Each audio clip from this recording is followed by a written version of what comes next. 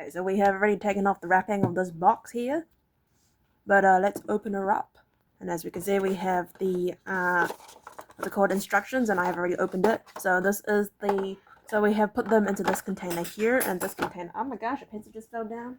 Wait one moment, please. Okay, right. What was I saying? Yeah. So we moved them to this. So my classic hairband, and into this steamer little container here. So these are these numbers here. Let's just see it so we can see it in frame here. Let's open the box. Struggle to open this box. Right. Okay. So this frame is for these. It goes from 1 to 7. You can have up to 6 people playing this game. And then you have the numbers, so the counters from 1 to 7, and it has just enough for 6 people. So you can't have more than 6 people. I suppose we can make it have teams or something, but I don't know at this moment. So I have already simulated playing it, so I do know how to play it. But we will go through the rules together. So let's do that, and then we can look at the cards after that. So let's get rid of this box, shall we? And we are going to look at the contents. So we have 70 donut cards, 42 selection cards, 7 donut row indicators, which is what was in that box I just showed you. Okay, objective. A massive tray of fresh donuts has just rolled out of the bakery. You and your fellow donut lovers want to eat as many as you can, but there is no sharing in this game. If 2 or more players pick the same donut, nobody gets it. Pick your donut wisely and see if you can get the most points by the time all the donuts are gone. So basically you're supposed to do it so that you both simultaneously look at the card that you put down. But I've been operating on the thing saying, okay, I'm going to put mine down first and then you put down your one. So there we both get what we want, you know? Okay. So setup number 1, give each player a set of selection cards equal to the number of player plus 1. Oh my gosh, this was so confusing when I first looked at it. I was like, what? But now I do get it. Okay, for example, if there are 3 players, each player should receive the 1, 2, 3, and 4 selection cards. Place any extras back in the box, because you always want to have one more than everyone else, just in case 2 people pick the same one. Okay, 2, take a moment to look over the various donut cards in the game. Reference the donut guide in the back of the rules for specific scoring features and powers. So this is the card name, this is description and point value, and this is the player number indicator. So you can have, it's from 2 to 5. Okay, number 3, create the donut deck by adding or removing cards according to the number of players. Each card has a colored background and dots around its description box to indicate the minimum number of players it takes to include that card in the game. So you have 2 players is a minimum, 3, 4, 5. Place any unused cards back in the box. 4, shuffle the donut deck and place it face down near the center of the play area. Leave space to the left of the deck for a discard pile. Also, you need your row indicators to indicate what number it is. Okay, number 5, draw and place cards face up to the right of the donut deck equal to the number of players plus 1. This is the donut roll. Number 6, place a donut roll number indicating above each card in numerical order, starting with the card closest to the deck and moving to the right. The card closest to the donut deck will be referred to as card 1. The next donut card is card 2, and so on. These indicators will stay in place throughout the game. So this, and it goes over a multiple rounds. So if there's 2 people, it takes like, okay, well, you have 70 divided by 2. What's 70 divided by 2?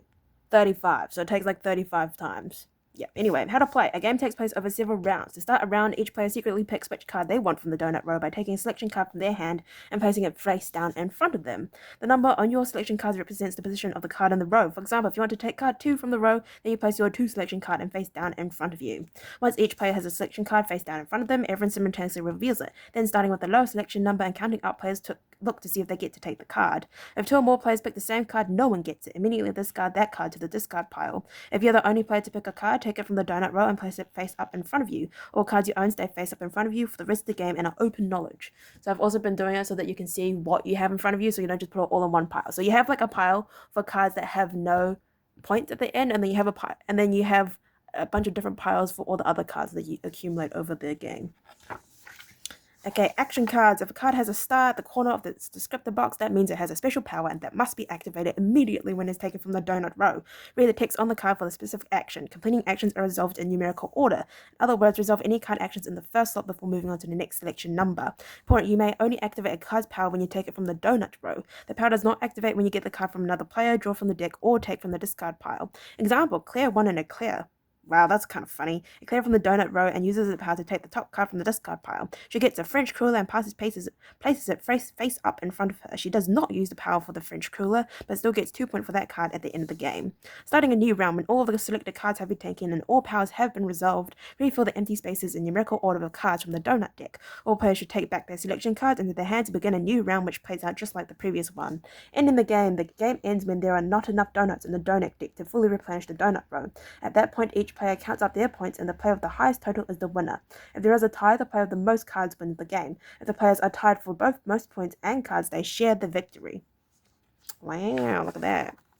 Okay, so now we have the donut guide. Cards ordered by number of players, quantity, and parentheses, and indicates action cards. So chocolate frosted, there's 3 of those. When you take this card from the donut row, immediately draw the top card from the donut deck and place it face up in front of you. Okay, and then we have donut holes. There are 6 of those. Count the number of donut hole cards you have at the end of the game. Score 1 point if you have 1, 3 for 2, 6 for 3, 10 for 4, or 15 if you have 5 or more. But there's only 6 of them, so if you have 5, there's no point getting another one. Okay, Eclair is 3 points. When you take this card from the donut row, immediately take the top card from the discard pile. So you always need to be looking to see what's on the top of the discard pile, in my opinion. Okay, French cruller, 1 per additional player. Score 2 points at the end of the game. When you take this card from the donut row, discard any number of cards in the donut row that were not selected this round. Score 2 points at the end of the game. Jellyfield, there's 6. Count the number of Jellyfield cards you have at the end of the game. Score 0 if you have 1, 5 for 2 or 3, 10 for 4 or 5, or 15 if you have 6. But I feel like the chances of you getting there are very low. Okay, Maple Bar, 2. Score 2 points at the end of the game if you have more than 6 types of donuts, and my gosh, it's pouring like crazy. Okay, Plain, there are 6 of those. Score 1 point at the end of the game if you have more plain donut cards than any other player. Score 3 additional points for the set. If it's a tie, each tie player gets 1 bonus point. Okay, powdered 4. There's 4 powdered ones. Score 3 points at the end of the game. I feel like that's the worst one to get because it doesn't really do anything, you know? Okay, and then we have the 3-player ones. We have Boston Cream. Count the number of Boston Cream cards you have at the end of the game. Score 0 if you have 1, 6 for 2, 0 for 3, 15 for 4, 0 for 5, or 25 if you have 6. Okay, Double Chocolate. There's 2 of them. When you take this card from the donut row, immediately draw 2 cards from the donut deck, keep one of them face up in front of you, and put the other back on top of the deck.